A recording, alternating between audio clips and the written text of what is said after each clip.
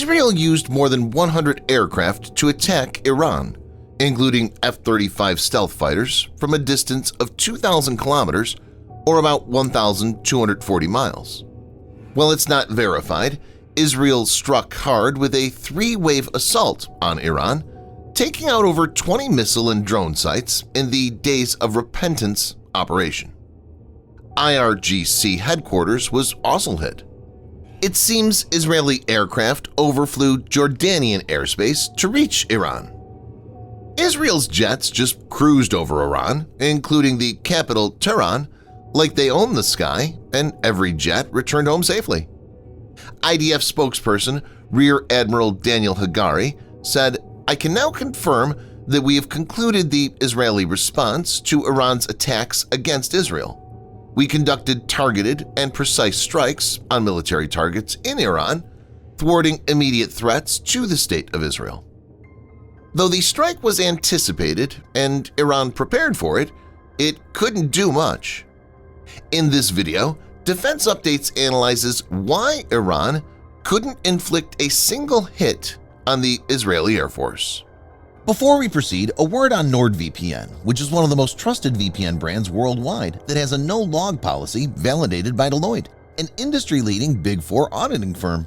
NordVPN provides an encrypted tunnel that protects your privacy by preventing external entry to your internet traffic, as well as enabling you to access content that's blocked based on geolocation.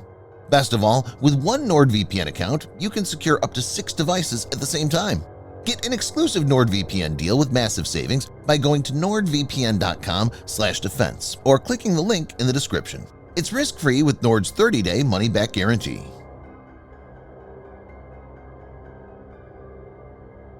Iran has several types of air defense systems, including indigenous ones as well as of foreign origin. It's recently showcased homegrown Khordad-15, which is thought to be far more advanced than the previous Khordad-3. Apart from these, Iran also has several Russian-made S-300 batteries.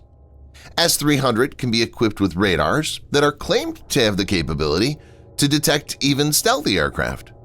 It's not clear if those radars actually work as claimed and if Russia has provided them to Iran or not. Iran is thought to possess 4 batteries each of S-300P and S-300PMU-2.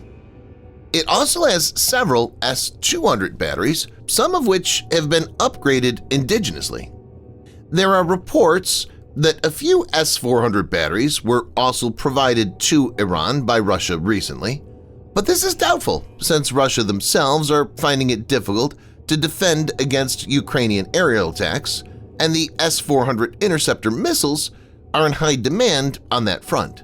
Actually, some S-300 were targeted and suffered significant damage during the strike.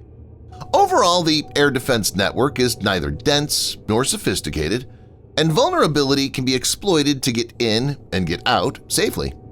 Social media footages show the Iranian military randomly firing anti-aircraft guns with no visible interceptions. Iran did show it is a relatively strong offensive power during its ballistic missile attack. However, defensively, it looked lackluster, to say the least. On paper, the Iranian Air Force possesses more than 300 combat-capable aircraft, but all of them are either third-generation or fourth-generation ones. There are around 190 fighter aircraft, such as U.S.-made Northrop F-5s, F-4 Phantom II, Grumman F-14, and Russian-made Sukhoi Su-22, Sukhoi Su-24, and MiG-29. The MiG-29 is the most modern fighter, and Iran operates approximately only 25 of these.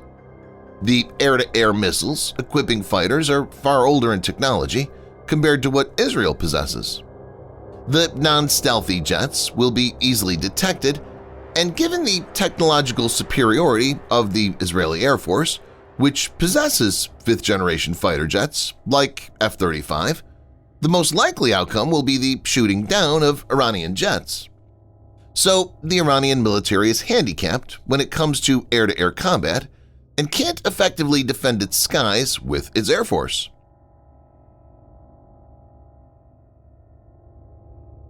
The Israeli Air Force has an estimated 648 aircraft of all types, manned and serviced by 35,000 active-duty personnel.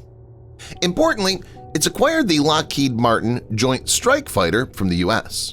This was deployed in the strike and actually seemed to have spearheaded the onslaught. F-35 Lightning II is a fifth-generation, single-seat, single-engine, all-weather, stealthy multi-role fighter. Israel is the first country outside the U.S. to acquire them and has a customized variant. It's already operationalized 36 F-35s and has plans to acquire around 75 of these. Israel has maintained that the Lockheed Martin F-35 is a game-changer. It was the first country in the world to carry out an operational attack using the F-35 when it struck several Iranian targets in Iraq twice in 2018.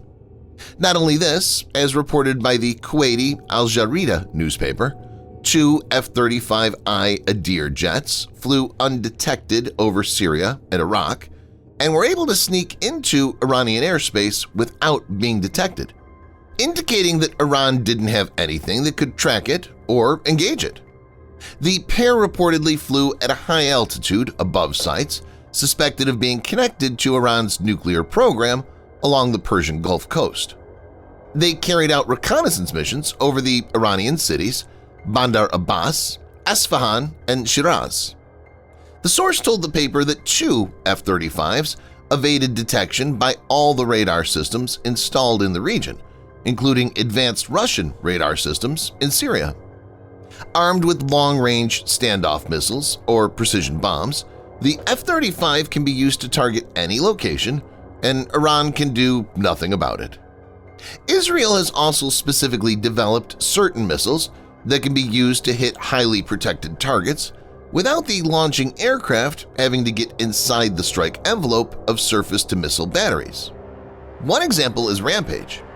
The missile uses a GPS-assisted Inertial Navigation System, or INS, guidance package to hit its intended target. The guidance package is resistant to electronic jamming. Rampage has a range of 90 miles, or 145 kilometers, and has a supersonic speed of Mach 1 and an accuracy of 10 meters CEP. The important factor is that the angle of impact is up to 90 degrees, so it comes down almost vertically onto its target. A plunge like that makes it much harder to intercept. Subscribe for more videos like this. Hit the like button if you find the video interesting, and kindly provide your feedback in the comment section. This will help us improve.